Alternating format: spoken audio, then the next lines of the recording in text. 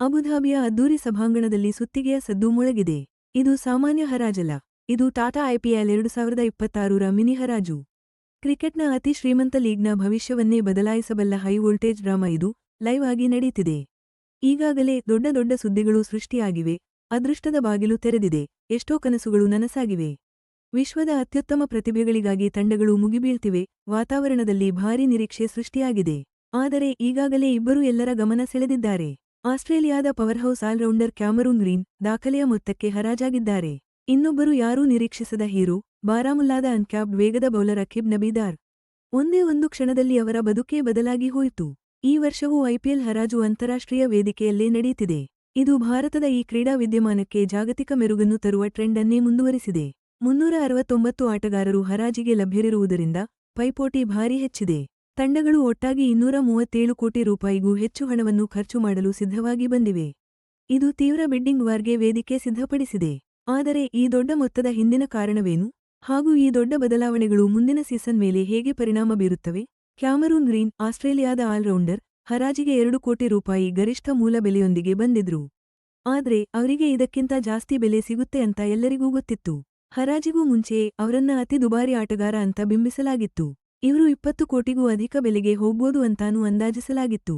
Kolkata night Riders ಮತ್ತು Chennai super ಕಿಂಗ್ಸ್ನಂತಹ ತಂಡಗಳು ಸಾಕಷ್ಟು ಹಣದೊಂದಿಗೆ ಅವರನ್ನ ತಮ್ಮ ತಂಡಕ್ಕೆ ಸೇರಿಸಿಕೊಳ್ಳೋಕೆ ಸಖತ್ ಪ್ಲಾನ್ ಮಾಡ್ಕೊಂಡಿದ್ದು ಅನ್ನೋದು ಗೊತ್ತಿತ್ತು. ಗ್ರೀನ್ಗಾಗಿ ನಡೆದ ಬಿಡ್ಡಿಂಗ್ ಯುದ್ಧ ತೀವ್ರವಾಗಿತ್ತು. ಅವರ ಬಹುಮುಖಿ ಪ್ರತಿಭೆಗೆ ಇದು ಸಾಕ್ಷಿ. ಹಾಗೆ ಟಿ20 ಕ್ರಿಕೆಟ್ನಲ್ಲಿ ನಿಜವಾದ ಆಲ್ರೌಂಡರ್ಗಳಿಗೆ ಇರುವ ಡಿಮ್ಯಾಂಡ್ ಕೂಡ ತೋರಿಸುತ್ತೆ. ಕೊನೆಗೆ 25 ರೂಪಾಯಿ ಮತ್ತು 20 ಪೈಸಾ ಕೋಟಿಗೆ ಹರಾಜಾದ್ರು.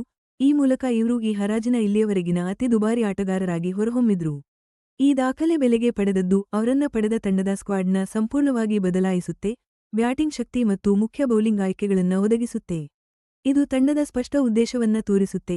ಹಾಗೆ 2026ರ ಐಪಿಎಲ್ ಸೀಸನ್ಗೆ ಟ್ರೋಫಿ ಗೆಲ್ಲೋ ಸಾಧ್ಯತೆಗಳನ್ನ ಮತ್ತು ಆಡುವ ತಂತ್ರಗಳನ್ನೇ ಬದಲಾಯಿಸಬಲ್ಲದು. ಗ್ರೀನ್ ಬೆಲೆ ಬರೀ ಒಂದು ಸಂಖ್ಯೆಯಲ್ಲ, ಇದು ಅವರು ತಂಡದ ಮೇಲೆ ಬೀರೋ ಪರಿಣಾಮ ಎಷ್ಟಿರುತ್ತೆ ಅನ್ನೋದನ್ನ ಹೇಳುತ್ತೆ.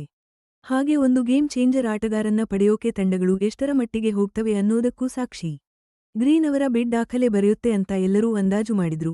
ಆದರೆ ಔಕಿಬ್ ನಬೀದಾರ್ ಅವರ ಕಥೆ ಇದೆಯಲ್ಲ, ಇದು ಶುದ್ಧ ಆಘಾತ ಮತ್ತು ತುಂಬಾನೇ ಸ್ಫೂರ್ತಿದಾಯಕ ವಿಷಯ.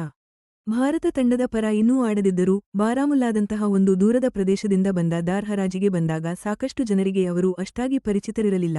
ಆದರೂ ಅವರದೊಂದು ಘನವಾದ ಹೆಸರು ಇತ್ತು. ಕೆಲವರು ಅವರನ್ನು ಬಾರಾಮುಲ್ಲಾದ ಡೇಲ್ ಸ್ಟೇನ್ ಅಂತಾನೂ ಕರೀತಿದ್ರು. ಅವರ ಮೂಲ ಬೆಲೆ ತುಂಬಾನೇ ಕಮ್ಮಿ ಇತ್ತು. ಆದ್ರೆ ಅವರ ಪ್ರತಿಭೆ ಮಾತ್ರ ಪ್ರಶ್ನಾತೀತವಾಗಿತ್ತು.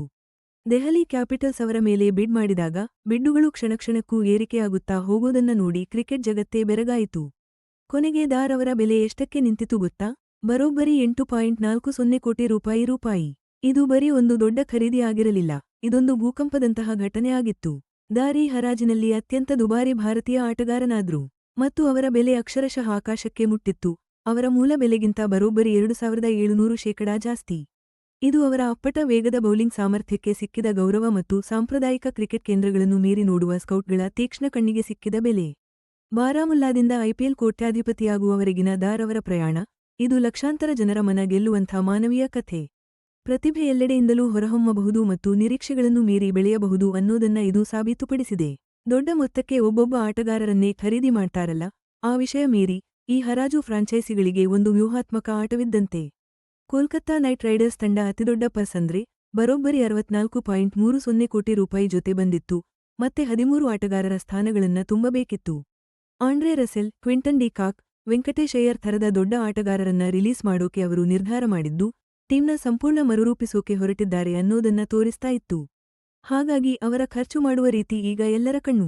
ಚೆನ್ನೈ ಸೂಪರ್ ಕಿಂಗ್ಸ್ ತಂಡ ಎರಡನೇ ಅತಿದೊಡ್ಡ ಪರ್ಸ್ ಅಂದ್ರೆ ಸುಮಾರು 43.30 ರಿಂದ 43.40 ಕೋಟಿ ರೂಪಾಯಿ ಜೊತೆ ರವೀಂದ್ರ ಜಡೇಜಾ ಮತ್ತು ಸ್ಯಾಮ್ ಕರನ್ ಅವರನ್ನ ಬಿಟ್ಟುಕೊಟ್ಟ ಮೇಲೆ ಉತ್ತಮ ಆಲ್ರೌಂಡರ್ಗಳನ್ನು ಪಡೆಯುವ ಗುರಿ ಇಟ್ಕೊಂಡಿದೆ.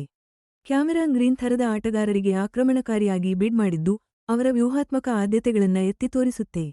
ಇನ್ನು ಮುಂಬೈ ಇಂಡಿಯನ್ಸ್ ಥರದ ತಂಡಗಳಿಗೆ ತುಂಬಾ ಕಡಿಮೆ ಅಂದ್ರೆ ಕೇವಲ 2.75 ಕೋಟಿ ರೂಪಾಯಿ ಜೊತೆ ಅವರ ಪಾತ್ರ ತುಂಬಾ ಸೀಮಿತವಾಗಿತ್ತು. ಪ್ರತಿಸ್ಪರ್ಧಿಗಳು ದೊಡ್ಡ ಹೆಜ್ಜೆ ಇಡ್ತಾ ಇರೋದನ್ನ ನೋಡ್ತಾ ಕೂರಬೇಕಾಯಿತು.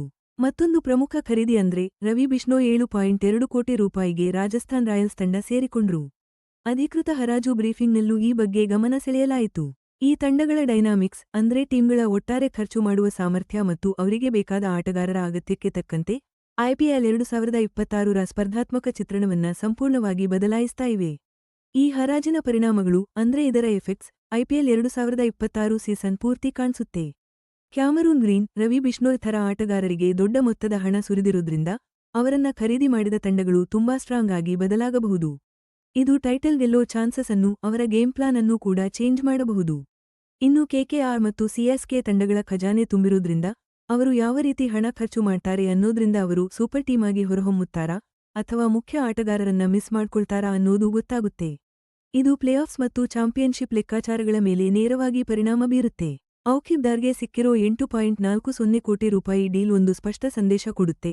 ಅಂದ್ರೆ ರಿಯಲ್ ಪೇಸಿರುವ ಅನ್ಕ್ಯಾಪ್ಡ್ ದೇಶಿ ಆಟಗಾರರಿಗೆ ಈಗ ಮಾರುಕಟ್ಟೆಯಲ್ಲಿ ಭಾರಿ ಬೇಡಿಕೆ ಇದೆ. ಇದು ಬಾರಾಮುಲ್ಲಾ ಥರದ ಪ್ರದೇಶಗಳಲ್ಲಿ ಮತ್ತು ಸಾಂಪ್ರದಾಯಿಕ ಕ್ರಿಕೆಟ್ ಕೇಂದ್ರಗಳ ಹೊರಗೂ ಟ್ಯಾಲೆಂಟ್ ಹುಡುಕುವ ಅಟ್ಯಾಕಿಂಗ್ ಸ್ಕೌಟಿಂಗ್ಗೆ ಸಿಕ್ಕ ದೊಡ್ಡ ಮಾನ್ಯತೆ. ಆಲ್ರೌಂಡರ್ಗಳಿಗೆ, ಸ್ಪೆಷಲಿಸ್ಟ್ ಬೌಲರ್ಗಳಿಗೆ ಇಷ್ಟೊಂದು ದುಡ್ಡು ಖರ್ಚು ಮಾಡಿದ್ದು ಏನು ತೋರಿಸುತ್ತೆ ಅಂದ್ರೆ T20 ಕ್ರಿಕೆಟ್ ಅನಾಲಿಟಿಕ್ಸ್ ಈಗ ಹೆಸರು, ರೆಪ್ಯುಟೇಷನ್ ಒಂದಕ್ಕೆ ಮಾತ್ರ ಬೆಲೆ ಕೊಡಲ್ಲ. ಬದಲಾಗಿ ಒಂದಕ್ಕಿಂತ ಹೆಚ್ಚು ಸ್ಕಿಲ್ಸ್ ಇರುವ ಆಟಗಾರರಿಗೆ ಮತ್ತು ಸ್ಟ್ರೈಕ್ ರೇಟ್ ಇಂಪ್ಯಾಕ್ಟ್ ಕೊಡುವ ಪ್ಲೇಯರ್ಸ್ಗೆ ಮೊದಲ ಪ್ರಾಮುಖ್ಯತೆ ಕೊಡುತ್ತೆ ಅನ್ನೋದನ್ನ ಇದು ಸ್ಪಷ್ಟಪಡಿಸುತ್ತೆ. ಈ ಹರಾಜು ಟೂರ್ನಮೆಂಟ್ ಶುರುವಾಗೋಕೆ ತಿಂಗಳುಗಳ ಮುಂಚೆಯೇ ಐಪಿಎಲ್ 2026ರ ಕಥೆಗೆ ಒಂದು ಭರ್ಜರಿ ಆರಂಭ ಕೊಡುತ್ತೆ ಅಂತ ಹೇಳಬಹುದು. ಇಲ್ಲಿ ಆಗುವ ಪ್ರತಿ ದೊಡ್ಡ ಖರೀದಿಯೂ ತಕ್ಷಣವೇ ಸ್ಪಾನ್ಸರ್ಗಳು, ತಂಡಗಳ ಮಾರ್ಕೆಟಿಂಗ್ ವಿಭಾಗ ಮತ್ತು ಬ್ರಾಡ್ಕಾಸ್ಟರ್ಗಳ ಚರ್ಚೆಗೆ ಒಂದು ಮುಖ್ಯ ವಿಷಯ ಆಗುತ್ತೆ. ಫ್ಯಾನ್ಸ್ ಈಗ ಸಿಎಸ್ಕೆ, ಆರ್ಸಿಬಿ, ಡಿಸಿ, ಕೆಕೆಆರ್ ತಂಡಗಳ ಬಗ್ಗೆ ತಮ್ಮ ನಿರೀಕ್ಷೆಗಳನ್ನ ಮತ್ತೆ ಲೆಕ್ಕ ಹಾಕಿಕೊಳ್ತಿದ್ದಾರೆ. ಹಾಗಾಗಿ ಈ ಹರಾಜು ಬರೀ ದುಡ್ಡು ಕಾಸಿನ ವ್ಯವಹಾರ ಅಷ್ಟೇ ಅಲ್ಲ, ಇದು ಐಪಿಎಲ್ ಇತಿಹಾಸದಲ್ಲಿ ಮುಂದಿನ ಅಧ್ಯಾಯಕ್ಕೆ ಸಿಗುವ ನಿಜವಾದ ಕಿಕ್ ಆಫ್.